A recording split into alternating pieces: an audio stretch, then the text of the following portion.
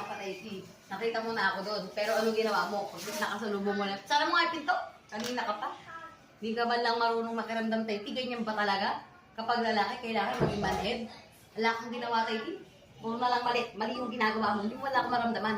Kanina, lumili tayo, talagang pangatili ka sa sales lady. Hindi mo wala ako, ay, parang mga ka. Ang ganda-ganda naman ng sales lady. Maputi lang. Litaw lights. Maganda na.